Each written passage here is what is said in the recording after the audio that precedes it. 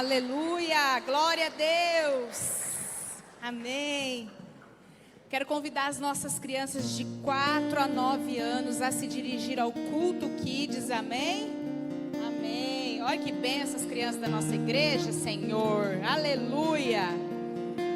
Enquanto as nossas crianças se dirigem ao culto Kids, eu quero aproveitar e agradecer ao Senhor pela vida de cada voluntário Kids que tem se dedicado a semear vida, palavra de Deus, né, na vida das nossas crianças. Eu tenho certeza que os pais aqui têm visto aí os frutos, os resultados de todo esse investimento, né, que o Lagoinha Kids tem feito na vida das nossas crianças. E quero aproveitar e convidar você, que é da nossa igreja, que tem o desejo de servir ao Senhor, servindo no Ministério Kids, que me procure no final do culto. Tem um lugar, né, no culto Kids, no Lagoinha Kids para você, amém? Para que você seja um semeador da palavra do Senhor na vida das crianças, amém? Agora eu quero saber, quem é que... Eita lasqueira! Quem nos visita hoje, quem está sendo aí a primeira vez que vem aqui no culto em Lagoinha Ilhabela, levanta a sua mão. Quantas... Lagoinha Caraguá, gente. Calma, vocês têm que acostumar. Permaneça assim com a sua mão levantada. Você vai receber aí um voluntário para te entregar aí um mimo, uma lembrança dessa noite. Quero que você que nos visita hoje saiba que toda essa igreja tem orado pela sua vida, e você estar aqui hoje é a resposta das nossas orações, amém? Sinta-se à vontade, sinta-se em casa, e é um prazer adorar o Senhor com você. Agora vamos lá abrir a palavra comigo em Provérbios 3. Meu coração está cheio de alegria, amém? Embora eu esteja fisicamente cansada, mas o meu coração se alegra. E eu estava ali sentadinha atrás ali do púlpito, ali no balcão, olhando a movimentação da igreja, e tudo fazia muito sentido com aquilo que o Senhor me permite trazer como compartilhar aqui a palavra do Senhor com vocês. Lá em Provérbios 3, versículo 9, fala assim: honre o Senhor com todos os seus recursos e com os primeiros frutos de todas as suas plantações, e os seus celeiros ficarão plenamente cheios, e os seus barris transbordarão de vinho. Amém? Como vocês sabem, nós vamos falar agora sobre dízimos e ofertas, e quem já me ouve, né, compartilhar sobre a palavra nesse sentido, sabe que existem duas palavras a respeito de dízimos e ofertas que movem o meu coração, que é gratidão e generosidade. Aqui a palavra nos mostra, né, nos fala que nós devemos honrar ao Senhor com os primeiros frutos das nossas plantações. E aqui nesse texto, nesse contexto histórico, né, da palavra, as pessoas, os agricultores, eles ofereciam os seus primeiros frutos, né? Era um contexto completamente diferente do nosso hoje, né? Hoje, graças a Deus, nós podemos aí ter o dinheiro, né, para investir na casa do Senhor. Mas não apenas isso, né?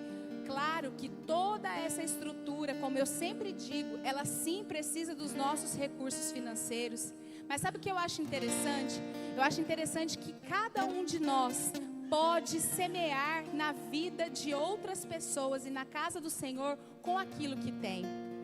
Hoje a gente passou aqui, eu e mais alguns irmãos passamos um tempo aqui hoje à tarde limpando a igreja, e como isso alegra o nosso coração.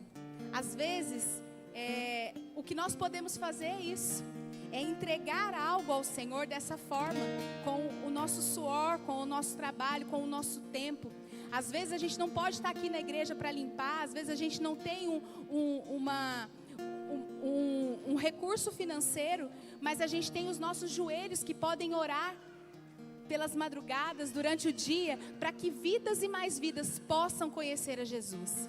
Então nessa noite, eu quero convidar você a participar desse momento de generosidade e de gratidão ao Senhor, assim como diz a palavra, porque nós estamos investindo em novos começos, nós estamos investindo em pessoas. Um dia alguém falou de Jesus para nós e nós estamos aqui, sim ou não? Então as nossas sementes, elas alcançam vidas, amém? Quem está comigo aí, diga amém. Então eu quero convidar você a semear ao Senhor, debaixo dessa palavra, debaixo desse entendimento. Há um envelope na sua cadeira com a nossa chave Pix. Há também o nosso QR Code. A nossa chave Pix é caraguatatuba.lagoinha@gmail.com. Você pode ficar à vontade, enquanto nós adoramos ao Senhor, você pode trazer a sua oferta, amém?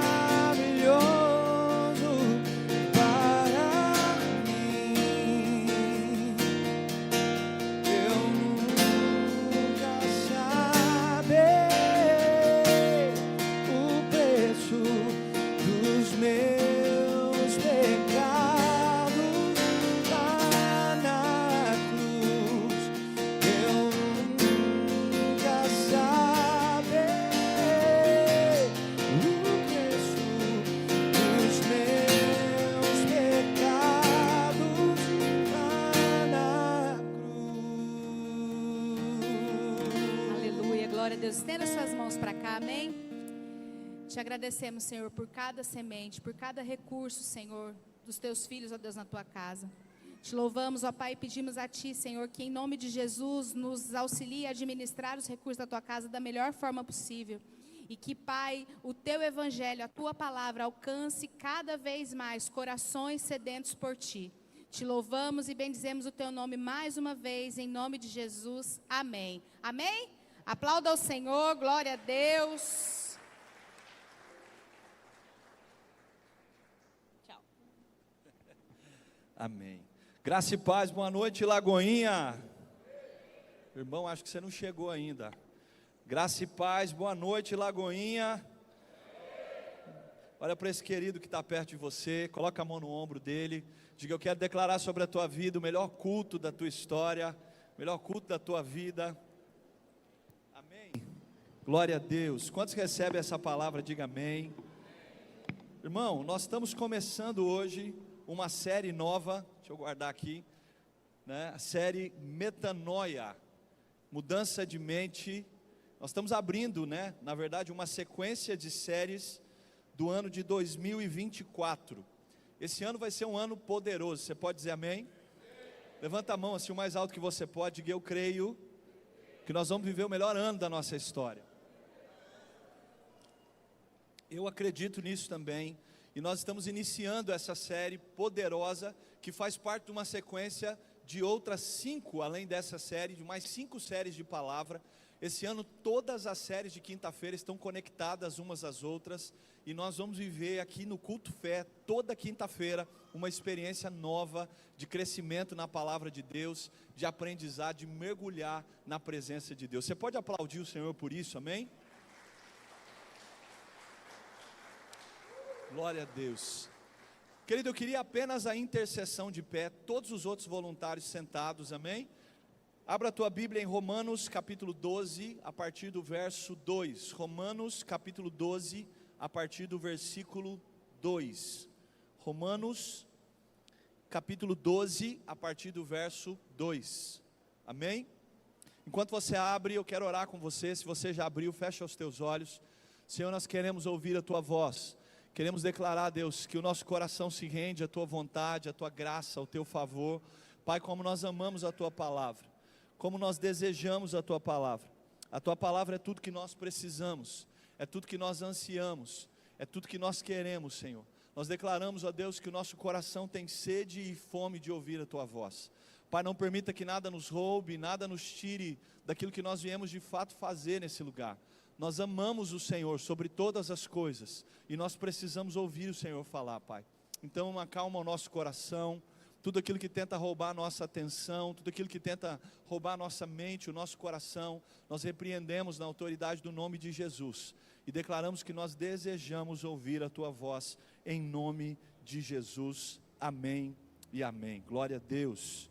A Bíblia diz assim, o apóstolo Paulo falando: não se amoldem ao padrão desse mundo, mas transformem-se pela renovação da sua mente, para que sejam capazes de experimentar e comprovar a boa, agradável e perfeita vontade de Deus. Eu vou ler mais uma vez, eu queria que você prestasse atenção nesse texto. A Bíblia diz assim: não se amoldem ao padrão desse mundo, mas transformem-se pela renovação da sua mente, para que sejam capazes de experimentar e comprovar a boa, agradável e perfeita vontade de Deus.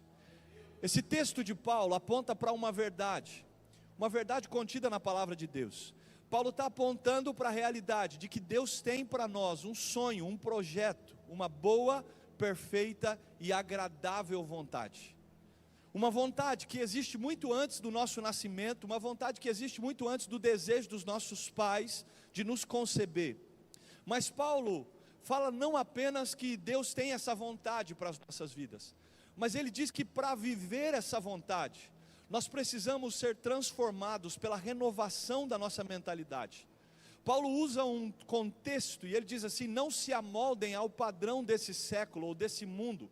O que Paulo está dizendo é que nós não devemos tomar a forma, a cultura, o estilo de vida, a mentalidade daquilo que acontece no mundo. E quando Paulo fala do mundo, ele não está falando do planeta Terra, das pessoas que estão lá fora, ele está falando sobre uma cultura contrária à cultura do reino de Deus.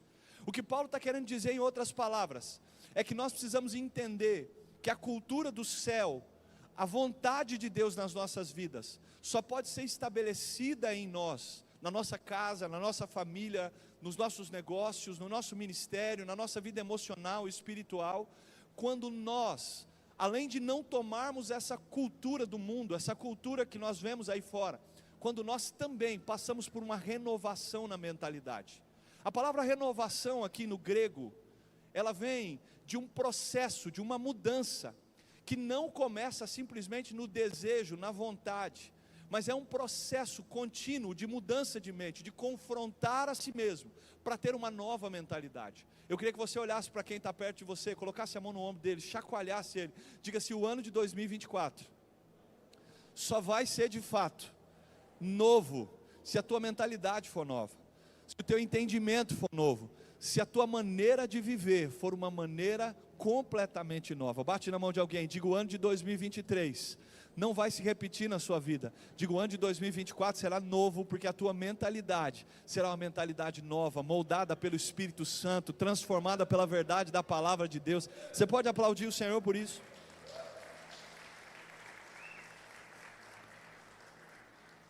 Essa palavra no grego, que aparece aqui como renovação de mente, ou transformação de mente, no grego é metanoia, que significa mudança completa de mentalidade.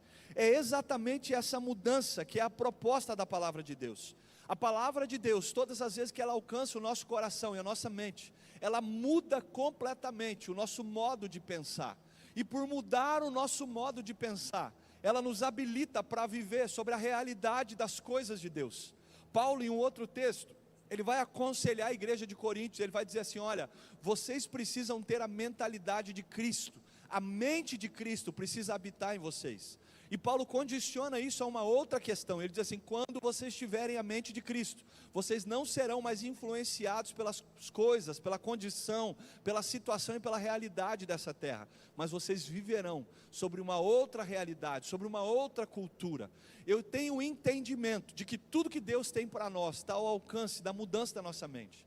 Então a proposta dessa série, nós vamos trabalhar aqui durante mais 7 semanas além dessa. E a proposta dessa série, Metanoia, é trazer a nós os subsídios da palavra de Deus, é debaixo da orientação da palavra de Deus, viver uma nova realidade, uma nova mentalidade, uma nova forma de pensar. Querido, escute uma coisa: se você conseguir permitir que a palavra de Deus, que o Espírito Santo de Deus transforme a sua mente, você vai transformar completamente tudo que está em volta de você. Tudo que você vive hoje é o resultado daquilo que primeiro passou pela sua mentalidade. É por isso que os lugares onde Jesus passou, as pessoas que tiveram fé para ser transformadas por Jesus, elas não foram apenas curadas fisicamente, não receberam apenas um milagre, uma provisão, uma situação urgente, mas elas tiveram uma mudança de mentalidade. Várias vezes você vai ouvir Jesus dizer para alguém que ele havia acabado de curar: vá em paz, a tua fé te salvou, a tua fé mudou sua vida, a tua fé transformou o teu destino. O que Jesus está querendo dizer com isso? Que a ideia de Jesus, quando ele encontrava essas pessoas, não era só resolver uma urgência, não era só resolver um problema que eles tinham naquele momento. Nós precisamos aprender que o Evangelho de Jesus não é para resolver os nossos problemas. O Evangelho de Jesus é poderoso para transformar a nossa mentalidade. Paulo vai dizer que o Evangelho não é influência ou algum tipo de pensamento, de cultura humana, mas ele é poder de Deus para transformação. Pastor, o que isso significa? Que a primeira coisa que precisa mudar na sua vida é a sua mentalidade. A primeira coisa que precisa mudar na sua vida é a maneira, a cultura, o modo como você pensa as coisas. E o primeiro lugar que a palavra de Deus vai produzir fruto é na sua mentalidade. Pastor, por quê? Porque uma mentalidade transformada tem autoridade para viver as coisas de Deus. Todas as promessas de Deus estão ao alcance de uma mudança de mentalidade. Grande parte das promessas que você vai ver na palavra de Deus são condicionais. A salvação, ela não é condicional a nenhuma obra sua, mas, por exemplo, a longevidade é condicional à honra aos pais. A prosperidade é condicional à generosidade e à fidelidade com Deus. Entre tantas outras promessas que você vai encontrar na palavra de Deus, são condicionais ao meu modo de pensar e ao meu modo de agir. É por isso que nós precisamos passar por uma mudança, um impacto de mentalidade. É por isso que quando a palavra de Deus chega na minha vida, ela precisa mudar o meu jeito de pensar, porque automaticamente, mudando a minha mentalidade, ela vai produzir em mim autoridade para viver realidades que eu não tinha capacidade. Irmão, no ano de 2024, Deus vai abrir portas para você, Deus vai abrir caminhos, Deus vai gerar situações novas, Deus vai abrir portas novas, contatos novos, realidades novas, mas tudo isso só vai acontecer se a tua mentalidade também for nova. A gente gasta muita oração pedindo para que Deus realize coisas que já estão prontas. A gente gasta muito tempo orando para Deus fazer coisas que já existem. Tudo que você vai viver em Deus em 2024 já está pronto. Pastor, o que eu preciso fazer? Eu preciso permitir que o Espírito Santo mude a minha mentalidade, para que eu desfrute dessa nova realidade. Irmão, as bênçãos de Deus para você precisam de uma mentalidade que tem capacidade de reconhecer e acompanhar essa evolução. É por isso que quando a palavra de Deus chega no meu coração e na minha mente, ela começa a produzir mudança. Aquilo que eu pensava antes, eu já não penso mais igual. Aquilo que para mim era correto, de acordo com a palavra de Deus, eu preciso mudar a minha forma de pensar, de agir. Aquilo que eu falava precisa mudar. Aquilo que eu pensava precisa mudar. A maneira como eu agia com as pessoas precisa mudar. A maneira como eu vivia no meu contexto familiar, como eu tratava a minha esposa, como eu tratava os meus filhos, a maneira como eu tratava o meu dinheiro, a maneira como eu tratava as pessoas em volta de mim. Tudo isso é resultado de uma mudança de mentalidade, de uma transformação de mentalidade. Levanta a mão para alguém e diga: o Evangelho não vai transformar nada em volta de você, sem primeiro transformar o teu interior, a tua mentalidade. Diga: eu quero declarar sobre a tua vida uma nova mentalidade, um novo entendimento. Diga: através disso você vai receber a autoridade de Deus para viver novas realidades. Você pode aplaudir o Senhor por isso?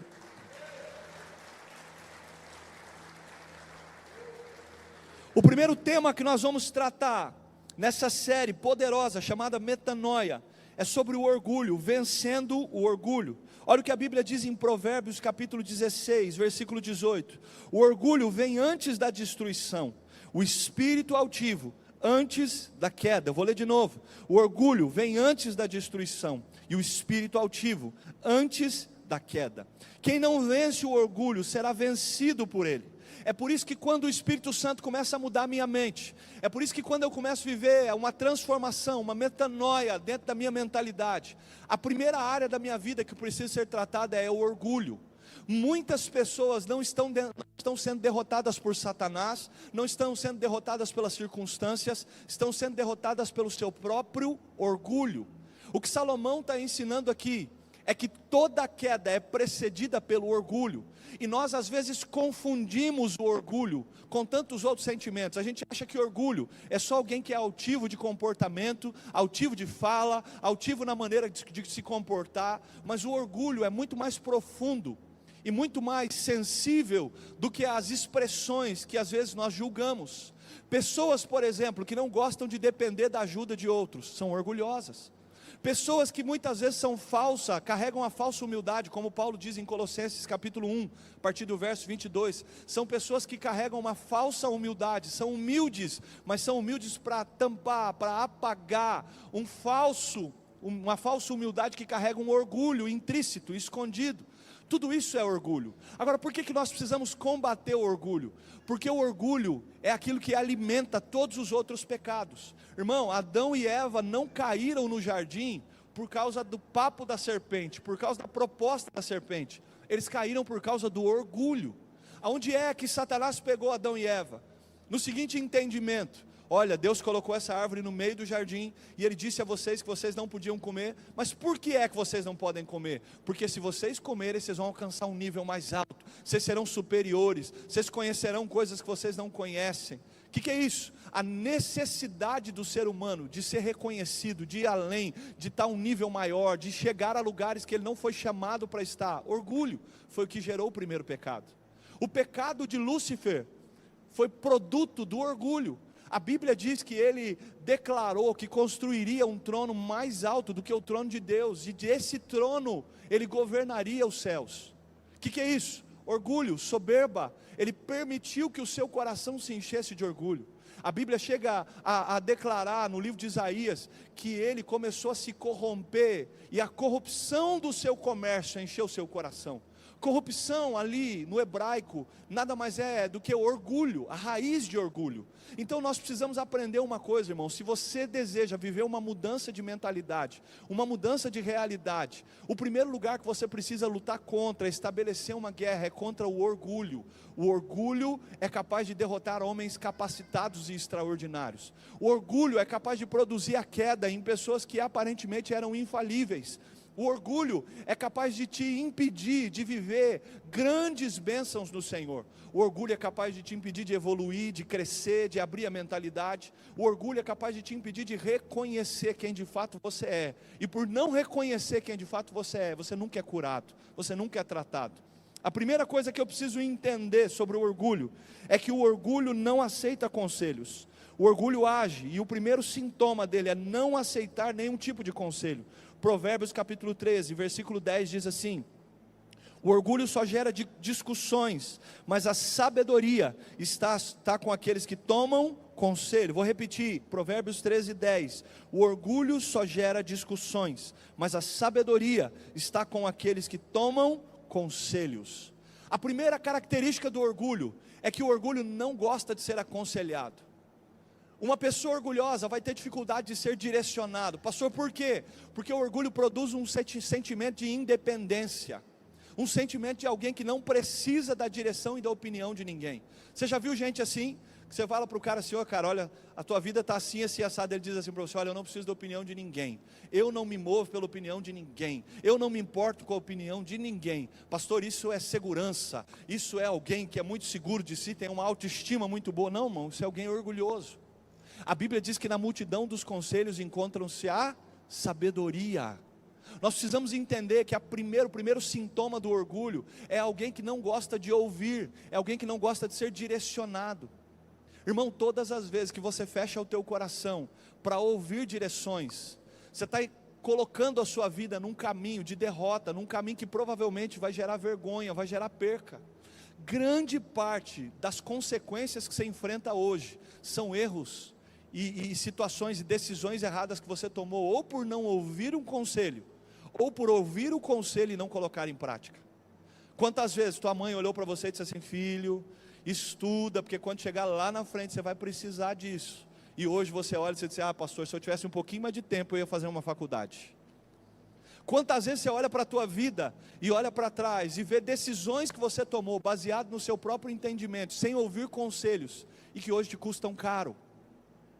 Pessoas às vezes nos procuram: irmão, escuta isso, 80% das pessoas que nos procuram num gabinete para reclamar de realidades que estão vivendo hoje, são pessoas que estão vivendo o fruto das suas escolhas. Pastor, não é o diabo, não é o diabo.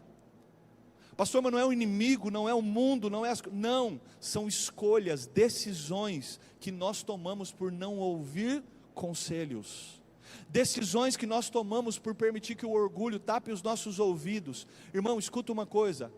Deus colocou na tua vida pessoas, colocou a própria palavra de Deus, o Espírito Santo. A Bíblia diz que o Espírito de Deus testifica com o meu espírito que eu sou filho de Deus. Pastor, o que é isso? O Espírito Santo de Deus conversa com o teu espírito. Você sabia que ninguém mais que conheceu a verdade da palavra de Deus e recebeu o Espírito Santo dentro de si, peca sem saber que está pecando? Quantas vezes você foi fazer alguma coisa errada e veio aquela voz, aquele testemunho interior dentro de você e disse assim: ei, Elcio, não faz isso, você vai me magoar. Elcio, esse negócio vai dar errado. Você não sabe de onde está vindo esse conselho, mas é o Espírito Santo falando dentro de você. Você sabe o que significa isso? Se eu estiver com os meus ouvidos abertos, eu só vou andar confundido se eu decidir. A Bíblia diz que o justo não caminha confundido. Pastor, o que significa isso? Deus está sempre arrumando uma forma de falar com você, de te aconselhar a como você deve tomar decisões. A grande realidade é que por causa do orgulho, muitas vezes, nós fazemos aquilo que o nosso prazer, aquilo que a nossa vontade decide fazer, e nós somos abatidos por causa do nosso próprio orgulho. Irmão, quanta gente está vivendo, sofrendo em relacionamentos que escolheu, e Deus disse que não era, tua mãe te aconselhou, teu pai te aconselhou, teu pastor falou que não, você decidiu, quis fazer, e hoje está sofrendo consequências disso. E você quer uma notícia? Você é livre para decidir o que você quiser, mas você é escravo das consequências do que você decidiu. Pastor, mas Deus não vai me perdoar pelo meu pecado? Vai, prontamente. A Bíblia diz que aquele que se arrepende e deixa, alcança misericórdia. Irmão, Deus perdoar do teu pecado não significa que Deus vai retirar de sobre você a consequência do teu pecado. Irmão, alguém que cometeu um homicídio vai ser perdoado por Deus? Sim ou não? Obrigado pelo teu sim tão empolgado, irmão. Achei que você ia gritar, jogar a cadeira para cima. Alguém que cometeu um crime de homicídio vai ser perdoado pelo Senhor se ele se arrepender? Sim ou não? Mas só porque o Senhor perdoou ele, ele precisa ser solto e ficar por aí sem pagar a pena dele? O que você acha? Você acha que Deus seria justo se promovesse uma liberdade de uma pessoa assim? Sim ou não? A Bíblia diz que o Senhor é justo. A Bíblia declara que Deus é o justo juiz e que Jesus é o fiel advogado. Irmão, escuta isso. Se Jesus é o fiel advogado e Ele te defende através do sangue dele, a única coisa que Ele pode defender é a tua alma, o teu espírito, é a eternidade. Pastor, mas e o que eu vou viver das consequências naturais? Essa nem o sangue de Jesus te livra. Ah, pastor, mas eu escolhi errado, eu fiz um negócio com quem eu não deveria, agora eu estou falido, já sei, vou dobrar meu joelho e vou orar. Irmão, só se for para pedir perdão, porque não vai adiantar. Ah não, pastor, porque eu tomei uma decisão, eu comprei um carro, fez igual eu, comprei um prêmio argentino, irmão. Quem lembra do prêmio argentino? Levanta a mão. Quem já teve um prêmio argentino? Levanta a mão. Só o pastor Ricardo sabe o que é sofrer na vida. A Mara e o João também tiveram um prêmio argentino? Amém. Então vocês sabem o que é ficar de manhã apertando o botão do afogador e o negócio não pega, há álcool no frio. Agora olha para mim, as nossas escolhas e as nossas decisões precisam ser baseadas em conselhos. Irmão, para tudo que você vai fazer na terra, a palavra de Deus te deixa um conselho. Para tudo que você for fazer, Deus deixou pessoas que são especialistas. Pastor, eu vou fazer um negócio, irmão, se aconselha. Não, mas eu sou empresário há 10 anos, irmão, vai pegar conselho, vai perguntar, vai procurar saber, vai procurar entender. Pastor, por quê? Porque quando eu não me aconselho, eu dou lugar, eu alimento o meu orgulho, e o meu orgulho alimenta a minha derrota, a minha queda. Bate na mão de alguém, diga assim, aprenda. Fala mais alto, diga aprenda a ouvir conselhos. Olha para alguém, diga quem é ruim para escutar. Não, fala mais alto, eu digo quem é ruim para escutar é péssimo para decidir. As tuas decisões são baseadas naquilo que você ouve e que influencia o teu coração.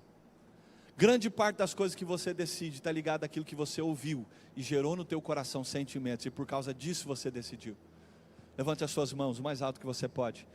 Diga: Senhor, eu quero quebrar o meu orgulho e eu quero aprender a ouvir conselhos, Senhor.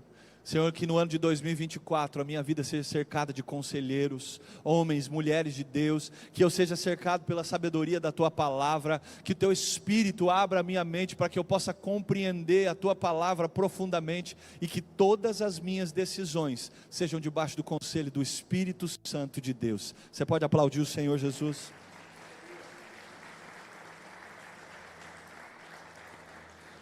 Segunda característica do orgulho: ele tem sempre uma avaliação exagerada de si mesmo. Romanos capítulo 12, versículo 3 diz assim: por isso, pela graça que me foi dada, digo a todos vocês, ninguém tenha de si mesmo um conceito mais elevado do que deve ser, mas ao contrário, tenha um conceito equilibrado, de acordo com a medida de fé que Deus lhe concedeu. Olha que interessante, Paulo diz assim: ninguém faça de si mesmo uma visão ou uma avaliação exagerada. A segunda coisa que o orgulho se provê é de pessoas que têm facilidade para ter uma visão exagerada acerca de si mesmo. Pastor, por quê? Porque isso revela as minhas carências, e o orgulho se alimenta das minhas carências. Você quer uma notícia, irmão? Toda pessoa que precisa de uma palavra de afirmação. Você já viu gente que precisa de uma palavra de afirmação para tudo? O cara vai lá e faz alguma coisa, se você não falar que ficou bom, se você não elogiar ele, ele vira as costas e nunca mais volta. Pastor, por quê? Porque provavelmente essa é uma carência de paternidade. Alguém que não teve palavra de afirmação do seu pai, vai buscar palavra de afirmação em todas as pessoas em volta de si. Alguém que não teve, por exemplo, uma palavra de afirmação de um esposo ou de uma esposa, vai buscar nos outros uma palavra de afirmação. Agora escuta isso: o orgulho se alimenta das minhas carências. O orgulho tem um radar que busca em você as áreas da sua vida que estão mal resolvidas. Então, se emocionalmente você está mal resolvido com a tua paternidade, se você não perdoou o teu pai pelo que ele fez com você, fatalmente você vai transferir para as próximas pessoas, que de alguma forma representam a figura de autoridade como a do teu pai, o orgulho exacerbado na tua avaliação diante dessas pessoas.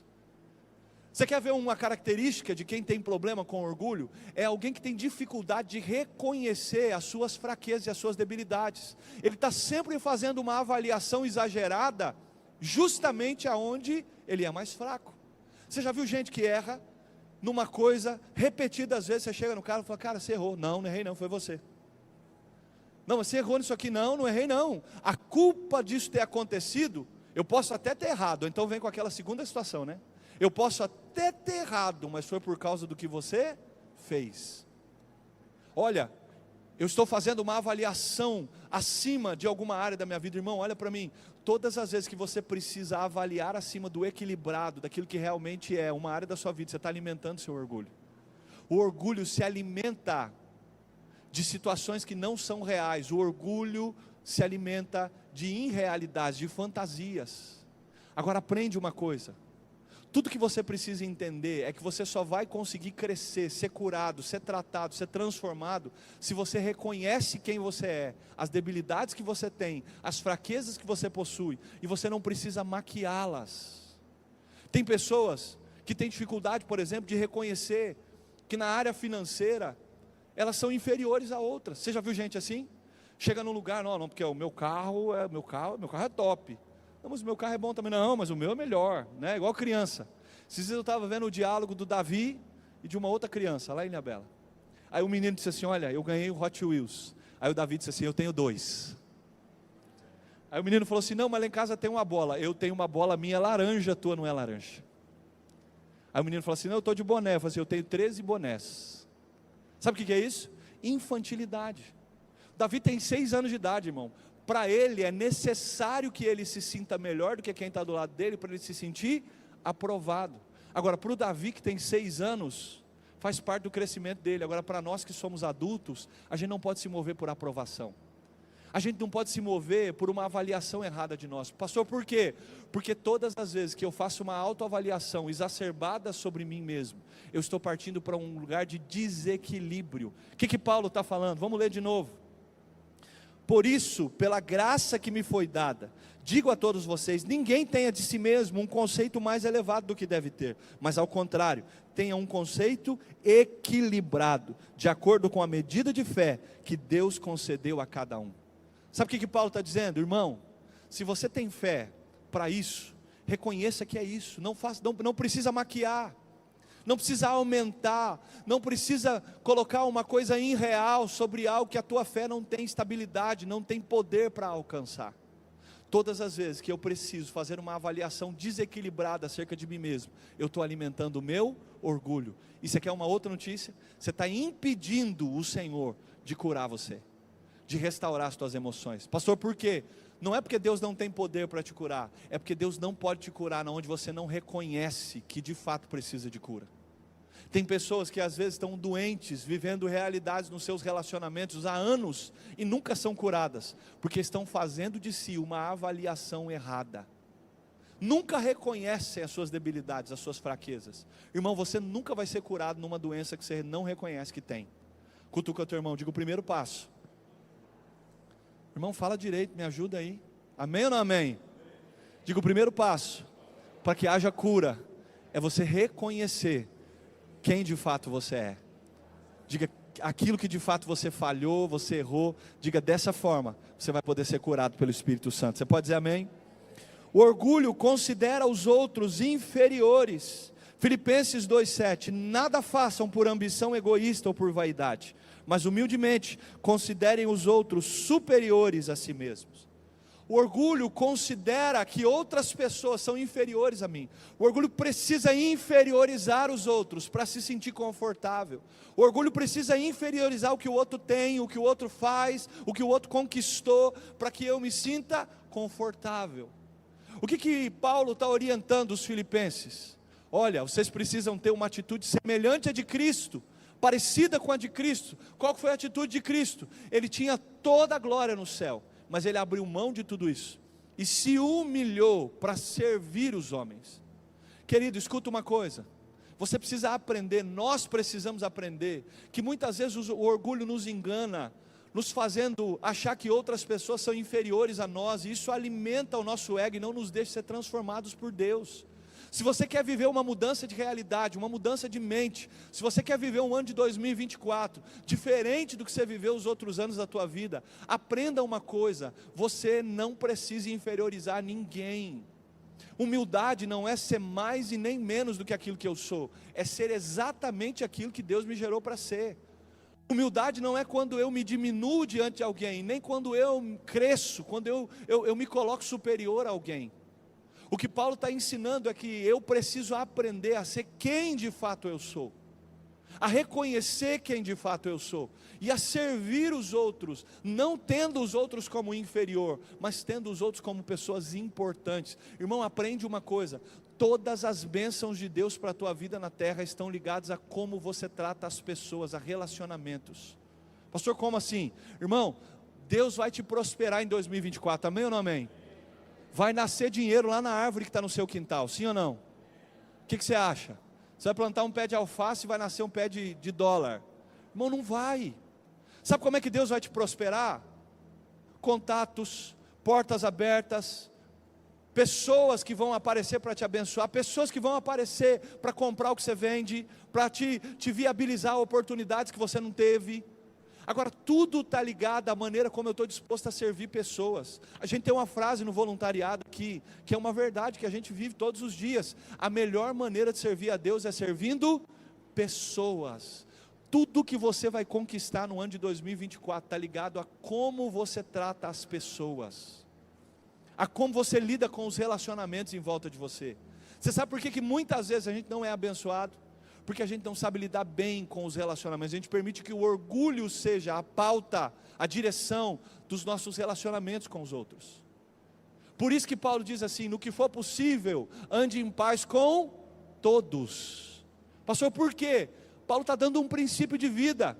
Se você aprender a desenvolver relacionamentos sem inferiorizar ninguém, quando for necessário, Deus usa alguém para te abençoar, Deus usa alguém para te promover, Deus usa alguém para abrir uma porta, Deus usa alguém para te dar um conselho, Deus usa alguém para servir você. Agora, tudo isso está na maneira como eu governo o meu orgulho. Você precisa dizer para o teu orgulho, colocar o teu orgulho no lugar dele, para que ele não faça você acreditar que é superior aos outros. Que você não ache que por ter alguma coisa que outro não tem, você é superior ao outro. Irmão, você sabe por que Deus abençoa pessoas? Para que essas pessoas abençoem outras pessoas. Eu vou repetir, você vai entender isso. Você sabe por que Deus vai te abençoar em 2024? Porque através de você, muitas pessoas serão abençoadas. Você sabe por que Deus vai abençoar teu ministério? Você sabe por que Deus vai te dar palavras, entendimento, uma estratégia de servir que não deu a outros? Porque através do teu ministério, muitas pessoas serão abençoadas. Você sabe por que Deus vai abençoar a sua família? Porque tem alguém lá perto da tua casa que precisa olhar para uma família, ver uma referência de uma família de Deus e através disso ser abençoado. Até Jesus abriu mão da sua glória para servir. Agora olha para mim, Jesus deixou de ser poderoso porque ele se humilhou a si mesmo, sim ou não? Sim ou não, irmão? Jesus deixou de ter o DNA que ele tinha, a característica que ele tinha, de ser filho de Deus, porque ele humilhou-se a si mesmo, sim ou não? Não. Pastor, por quê? Porque Jesus estava fazendo aquilo por um propósito específico. Jesus estava cumprindo o propósito do Pai. Jesus entendeu que ele precisava assumir aquela forma, naquele momento, naquele lugar, para cumprir um propósito específico. Não permita que o teu orgulho te impeça de cumprir os propósitos que você tem na sua vida. Aprenda, entenda a real posição que Deus quer de você. Deus colocou sobre você um entendimento, bênçãos, coisas que talvez Ele não tenha dado a outras pessoas em volta de você, mas isso não é para que você se ensoberbeça, isso é para que você sirva as pessoas que estão em volta de você. Pastor, mas se eu servir todo mundo, quem é que vai me servir? Irmão, não há ninguém na terra que tenha um coração generoso e que não receba em troca generosidade. Sabe o que a palavra de Deus diz? Salomão declara assim: ao generoso é dado cada vez mais, mas aquele que retém mais do que lhe é devido se empobrece cada vez mais. Bate na mão de alguém, diga: ninguém perde. Fala mais alto, irmão, diga: ninguém perde nada por ser generoso. Diga: eu quero declarar sobre a tua vida um espírito generoso, um coração generoso, uma mentalidade generosa. Diga: Deus vai te abençoar e você vai abençoar muitas pessoas em volta de você. Bate na mão dele, diga: você vai ser um abençoador. Em 2024 você vai ser alguém que vai ser generoso com todos que estão em volta de você, e Deus vai devolver generosidade sobre a sua vida. Você pode aplaudir o Senhor?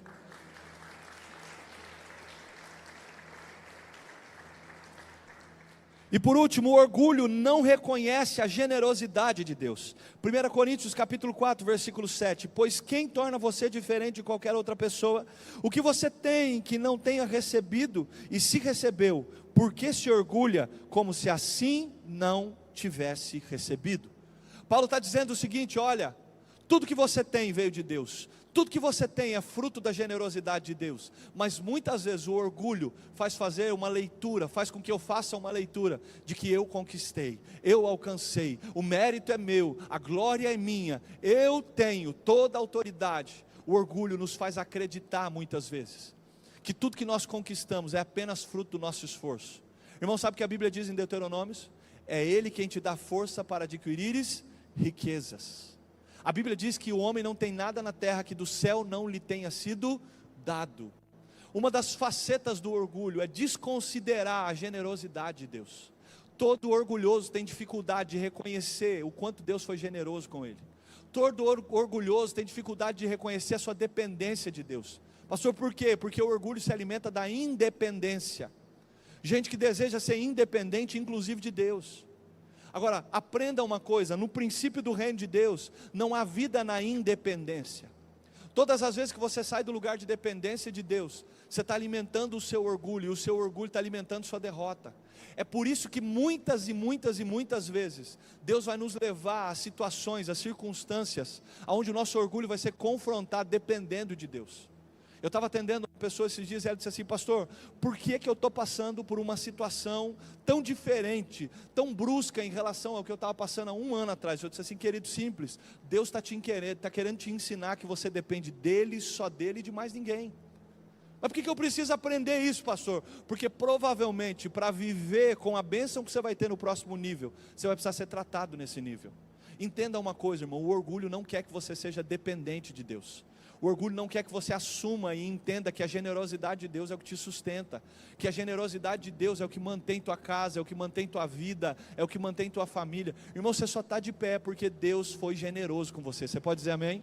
Você só está de pé porque a misericórdia de Deus foi derramada sobre a sua vida. Você sabe o que Jeremias fala em Lamentações 3? A causa de não sermos consumidos todos os dias é a misericórdia do Senhor, que se renova todas as manhãs. O orgulho não quer que você reconheça o quanto Deus tem sido bom e generoso com você. Levanta as tuas mãos onde você está, o mais alto que você pode. Eu quero te dar um minuto para agradecer ao Senhor e reconhecer o quão generoso, o quão bondoso Ele tem sido na sua vida. O que você precisa para mudar sua mente, para mudar sua mentalidade, para viver uma nova realidade, para crescer no Senhor, em primeiro lugar, é gratidão. É gratidão à generosidade que te sustentou até aqui. É gratidão à generosidade que manteve a tua casa esse mês. É gratidão à generosidade que te manteve vivo. É gratidão à generosidade que tem mantido o teu casamento. É gratidão à generosidade de Deus que tem te dado mais do que você merece. É gratidão à generosidade de Deus que te sustentou durante todo o ano de 2023. Irmão, seja grato. Talvez o teu orgulho tenha tentado te convencer de que Deus não tem te dado tudo que você quer, tudo que você esperava. Mas diga para o teu orgulho que você tem todas as coisas que o Senhor te deu através da generosidade dEle, através do favor, do amor, da graça inigualável de Jesus. Você pode aplaudir o Senhor Jesus?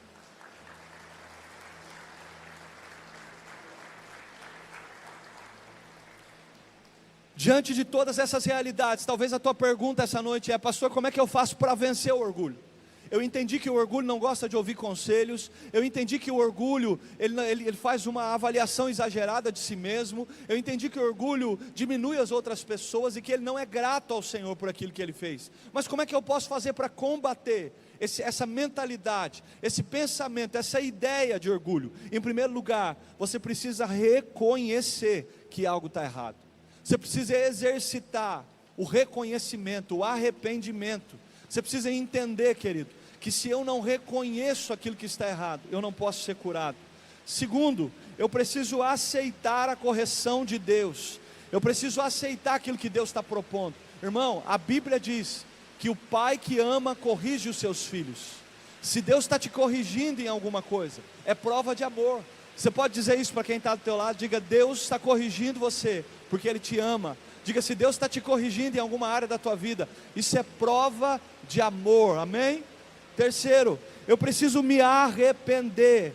Eu preciso exercitar o arrependimento. Irmão, olha para mim. A Bíblia diz que eu só posso ser transformado mediante um arrependimento genuíno. Agora, você sabe o que significa a palavra arrependimento? Arrependimento não é só deixar de fazer. A Bíblia diz que Jesus um dia encontra com um homem chamado Zaqueu. Quem já ouviu da história de Zaqueu aqui? Levanta a mão. A Bíblia diz que depois de encontrar com Jesus, aquele homem reconhece quem ele era. Ele reconhece que ele era corrupto na sua profissão. Mas em segundo lugar, ele aceita a correção de Jesus. E em terceiro lugar, ele se arrepende. Pastor, o que é arrependimento? Arrependimento é fazer ao contrário do que eu fazia. Irmão, você quer vencer o teu orgulho, sim ou não? Você quer colocar o teu orgulho debaixo do governo do Espírito? Começa a praticar, confrontar o seu orgulho, a fazer ao contrário daquilo que você fazia de errado. Sabe o que Zaqueu responde para Jesus? Se alguém eu defraudei, ou seja, se alguém eu roubei, eu vou devolver 4 vezes mais. Irmão, ele não apenas deixou de ser corrupto, mas ele passou a abençoar aqueles que ele roubou com a sua corrupção. Aprenda uma coisa: arrependimento não é só deixar de fazer. Pastor, eu pecava, agora o que eu faço? Agora eu ando em santidade. Pastor, eu mentia, agora o que eu faço? Eu falo a verdade. Pastor, eu roubava, agora o que eu faço? Eu abençoo. Pastor, eu tinha um problema com lascívia, agora o que eu faço? Agora eu sou casado, eu respeito minha esposa, eu respeito as outras mulheres. Arrependimento é mudança de direção. Não adianta se arrepender de uma coisa e não deixar de fazer, e não fazer ao contrário daquilo que você fazia. Por quê, pastor? Porque quando eu faço ao contrário, eu estou combatendo o meu orgulho, eu estou dominando, governando o meu orgulho. O seu orgulho só obedece decisões, atitudes movidas debaixo de arrependimento. Amém ou não amém? Se arrependa daquilo que você tem feito de errado, pratique algo diferente. Quarto, a partir da consciência das atitudes erradas, produzir mudança de mentalidade e mudanças de ação. Deus abomina o orgulho e concede favor aos humildes. Olha o que Tiago, capítulo 4, versículo 6 diz: mas Ele concede graça maior. Por isso Ele diz as Escrituras: Deus se opõe aos orgulhosos, mas concede graça aos humildes. Por essa razão nós precisamos vencer o orgulho, para gerar uma mudança de mentalidade, desfrutar da boa, agradável e perfeita vontade de Deus. Identifique em que área a sua vida vem vivendo governada pelo orgulho. Se arrependa, peça perdão ao Senhor, peça ajuda ao Espírito Santo, para que haja de fato uma mudança, e você não viva debaixo do governo do orgulho. Provérbios 29, 23 diz assim: o orgulho do homem o humilha, mas o espírito humilde obtém de Deus honra. Nós precisamos entender que só vai mudar alguma coisa na nossa vida quando nós reconhecemos e nos arrependermos daquilo que nós estamos fazendo. Irmão, a maior chave para o teu crescimento chama-se arrependimento.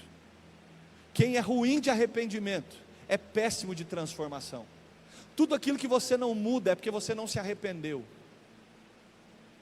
Tudo aquilo que não é transformado na tua vida, toda a área da tua vida que está estagnada, presa, aprisionada em alguma realidade, é porque você não se arrependeu, você não reconheceu que aquilo precisa de mudança.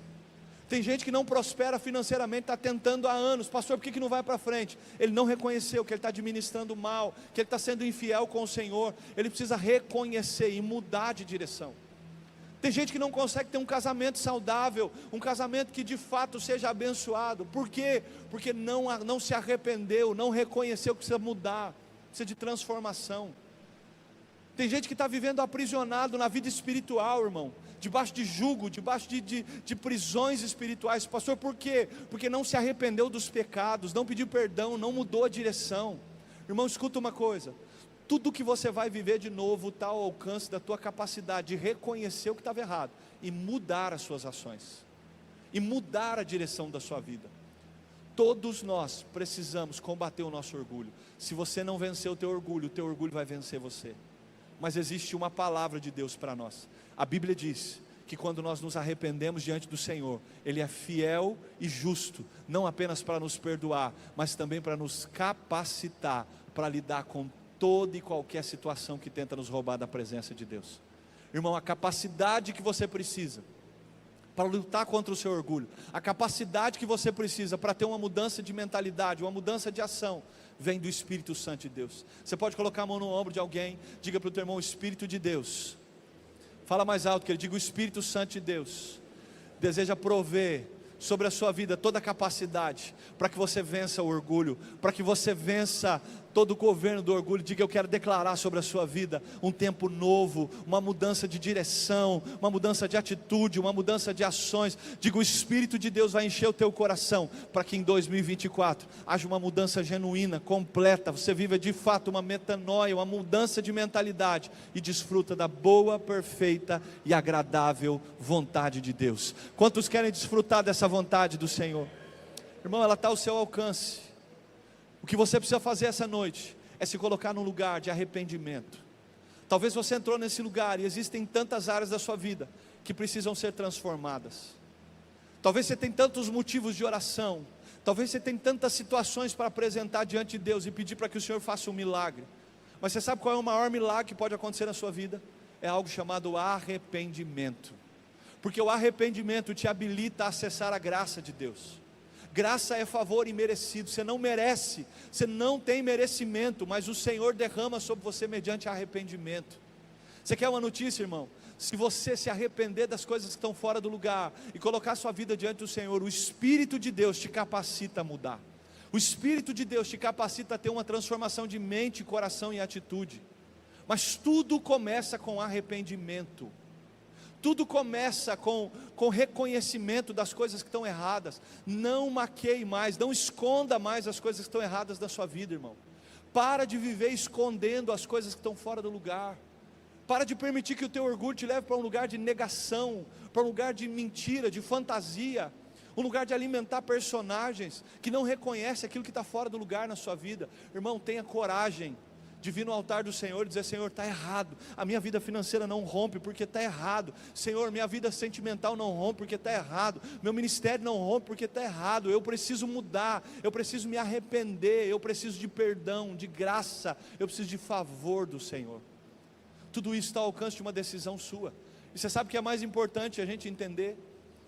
O trabalho do Espírito Santo só acontece depois do arrependimento. O Espírito Santo te convence do pecado, da justiça e do juízo, mas se você não aceita esse convencimento, ele não pode transformar o teu coração. Irmão, eu quero profetizar sobre a tua vida, que você vai viver um ano de 2024 extraordinário, e a vontade de Deus para você é essa, mas isso só vai acontecer mediante um posicionamento seu, mediante ao entendimento de que não dá mais para ficar carregando a sua vida como ela tem sido. Um dia Jesus reúne os discípulos e diz assim para os discípulos: não se põe remendo novo em roupa velha. Pastor, por que Jesus está dizendo isso? Jesus está usando uma analogia que para aquele tempo fazia muito sentido. Irmão, naquela época não tinha C&A, não tinha Renner, não tinha Riachuelo e não tinha Shein para pedir roupa mais barata.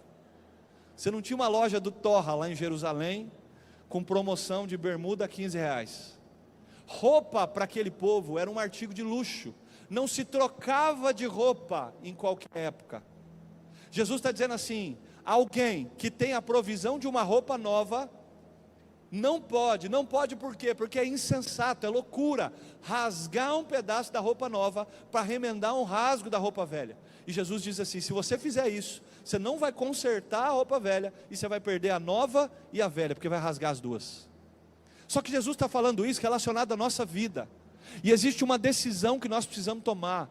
Nós precisamos decidir se nós vamos viver de remendo ou de renovo. O problema é que muita gente entrou no ano novo, mas está vivendo uma vida remendada, uma vida adaptada, uma vida que está cheia de penduricalhos. Irmão, escuta uma coisa: Jesus não quer fazer uma meia sola, Jesus não quer reformar a sua vida, Jesus quer transformar a sua vida. Jesus não quer reformar seu casamento, Ele quer transformar seu casamento. Jesus não quer reformar a sua história, Ele quer transformar a sua história. Pastor, mas como é que isso acontece? Quando Jesus está dando esse exemplo, Ele diz assim, que quem precisa se prover da roupa nova, vestir a roupa nova, é o indivíduo que está com a roupa diante de si. Paulo vai usar o mesmo exemplo em Efésios 4. Paulo diz assim: revesti-vos da roupa do novo homem que está provida para vós, que está diante de vós. Sabe o que Paulo está dizendo? A roupa nova já está disponível para você, mas você precisa decidir se você vai continuar com a roupa velha ou vai vestir a roupa nova. Irmão, chega de remendo. Eu não sei você, mas nós precisamos tomar uma decisão de entrar no ano novo sem remendo velho, sem situações pendentes, sem governo do meu orgulho, sem governo da minha carne. Irmão, nós precisamos tomar uma decisão. Chega de remendar a minha vida, eu preciso decidir trocar de roupa.